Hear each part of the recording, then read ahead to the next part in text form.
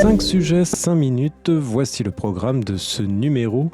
Éléphant aime les plantes françaises, la maison verte française rejoint l'allemand Henkel, stylo, briquet, rasoir, bic flirtent avec la croissance au premier semestre, les mousquetaires à la conquête des consommateurs, les chiffres P7 de Kantar Worldpanel, l'art du trompe-l'œil pour l'édition des soldes 2021. Bienvenue pour la Update News de WeUpsell, c'est un plaisir de vous accompagner pour ce récapitulatif de l'actualité de la semaine autour des sujets de la distribution, de la relation client, du fil d'advocacy. Avec le soutien d'Upsell, force de vente supplétive, nous traiterons des tendances, des derniers chiffres et nouveautés. On se retrouve juste après ça. Update News, l'actualité conso et action commerciale de WeUpsells. Tous les vendredis, un rendez-vous animé par Benoît et proposé par Upsell, spécialiste de la force de vente externalisée et supplétive. Éléphant aime les plantes françaises. Leader des infusions, représentant 22% du chiffre d'affaires de sa catégorie, Éléphant poursuit sa stratégie basée sur l'innovation. En avril, les rayons accueillaient 3 références d'infusion à froid en conservant le positionnement santé, bien-être travaillé par la marque. L'été est l'occasion de découvrir une offre de tisanes aux plantes cultivées en France. Elle compte 2 références de nos régions, menthe et camomille lavande. Éléphant suit les traces des marques Les Deux Marmottes et Jardin Bioéthique déjà sur le créneau. La marque bio a même une bonne longueur d'avance sur le sujet, œuvrant depuis longtemps à la construction de filières françaises. 30% de sa gamme, soit 50 références, est certifiée Origine France, garantie un label officiel qui atteste qu'au moins 50% du prix de revient réalisé sur le territoire. La maison verte française rejoint l'allemand Henkel. Par l'acquisition auprès de Milestone Investisseurs de Soigna, Henkel durcit son positionnement sur le marché de l'entretien. Le groupe allemand devient propriétaire de marques fortes comme Baran ou Ocedar. Toutefois, Henkel vise principalement à renforcer son positionnement sur le marché des lessives et produits d'entretien engagés pour limiter l'impact sur l'environnement. Les marques comme Maison Verte et You sont déjà bien présentes sur le marché, de plus en plus attractifs et réputées pour leurs innovations. L'entreprise française Soigna, avec 40 millions d'euros de chiffre d'affaires en 2020, a été parmi les 20 entreprises de produits de grande consommation à la croissance la plus rapide en France. Maison Verte représente plus de 60% des ventes totales du portefeuille. Dans le cadre de notre stratégie de croissance ciblée, nous voulons accroître notre avantage concurrentiel en intégrant plus fortement le développement durable dans nos activités. Grâce à cette acquisition, nous ajoutons à notre branche lessive et produits d'entretien des marques attractives avec une forte performance en matière de développement durable et des opportunités de croissance, a déclaré Carsten Nobel, président du comité de direction d'Henkel. Le nouveau catalogue prendra sa place aux côtés et en complément des marques de lessive Persil, le Chat et des détergents Pril et Somat au sein de sa division blanchisserie et soins à domicile. Stylo, briquet, rasoir, bic flirtent avec une croissance au premier semestre.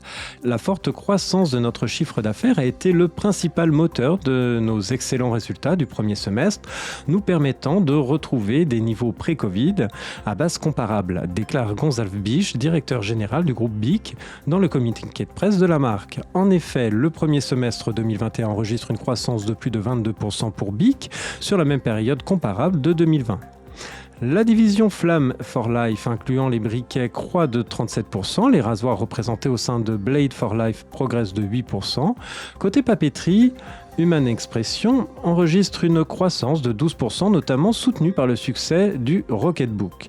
C'est en Europe que les instruments d'écriture sont particulièrement dynamiques. Les ventes aux distributeurs pour la période de rentrée scolaire devraient connaître une croissance autour de 5% en 2021. En Amérique du Nord, le manque de disponibilité de certains produits dû à des difficultés rencontrées par la chaîne d'approvisionnement ont perturbé les livraisons aux clients et devraient affecter les ventes de leur rentrée scolaire. Les mousquetaires à la conquête des consommateurs, les chiffres P7 de Kantar Worldpanel.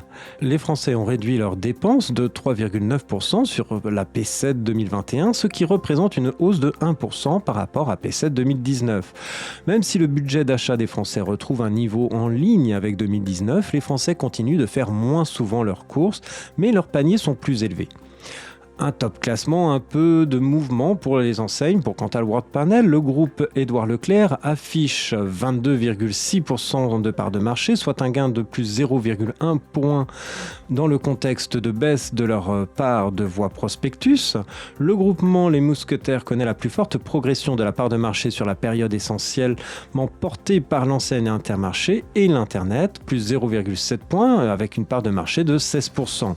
Le groupement U progresse de 0,4 points de part de marché, soit 11,4%. Cette progression se fait à la fois via les magasins et l'Internet où les clients sont plus nombreux et plus fidèles.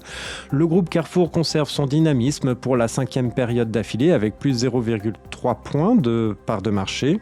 Le groupe Carrefour conserve son dynamisme sur la 5e période d'affilée avec plus 0,3 points de part de marché représentant 10,4% et gagne 0,2 points de part de marché grâce à une plus grande fidélité des clients et une cote d'amour en hausse. Une hausse de la fidélité également présente chez Carrefour Market qui permet à l'enseigne de gagner 0,1 point supplémentaire. L'art du trompe-l'œil pour l'édition 2021 des soldes. Mardi a marqué le dernier jour des soldes et le site Idealo du groupe Axel Springer remarquait un intérêt toujours constant des consommateurs français. Toutefois, sur la high-tech, qui est une catégorie phare de ce temps fort commercial, les prix ont peu évolué à cause de l'épuisement des stocks et des problèmes d'approvisionnement, explique François-Xavier Thiebaud, country manager France chez Idealo.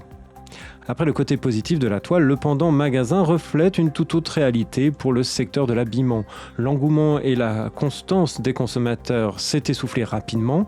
Les boutiques de prêt-à-porter attendaient beaucoup des soldes, un grand besoin d'oublier les semaines de fermeture et d'écouler les stocks en attente. La réalité est tout autre et la Fédération nationale de l'habillement pointe un faux rebond.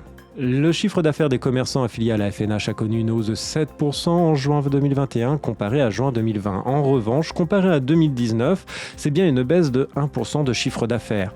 Pour Emmanuel Roche, délégué général de la Fédération Procos, la période des soldes n'a plus le même impact qu'il y a 10 ans.